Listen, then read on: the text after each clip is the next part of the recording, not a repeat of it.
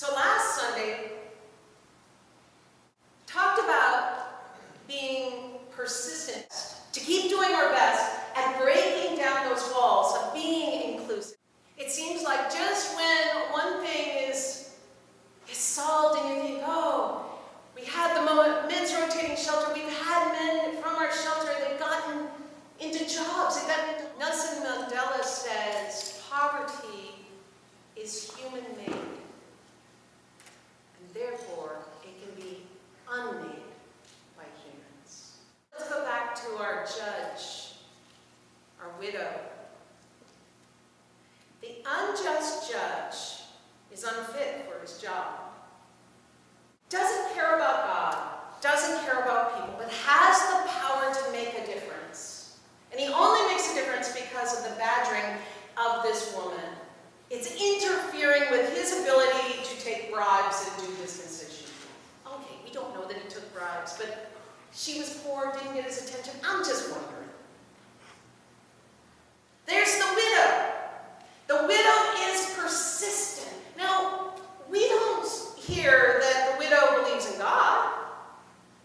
We don't hear that the widow is particularly confident in other human beings. What we hear is a woman who is persistent in getting what she needs because she's just got to.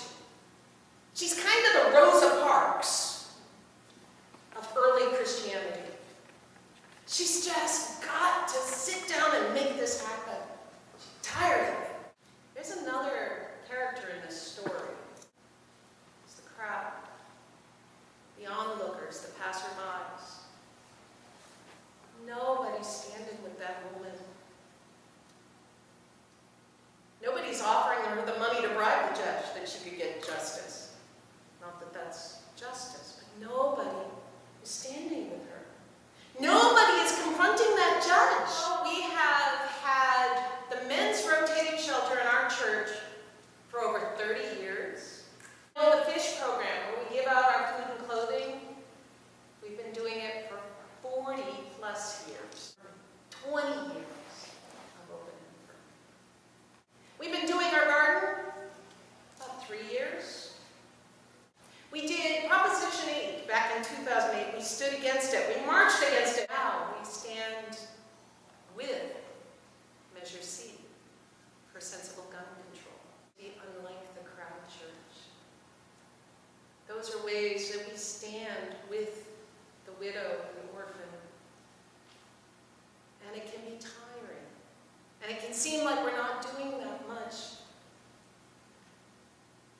But we can only get to 100 by going from 0 to 1, 1 to 2. You can only eat a redwood tree one bite at a time. And that's what we are persistent in. Dr. Martin Luther King said there were 3 things that were barriers to the beloved community: poverty, racism, anybody remember the last one? Militarism. And when you pull on one thread, the whole thing starts to unravel. And our little church is pulling on that thread of poverty. And we are pulling on that thread of racism.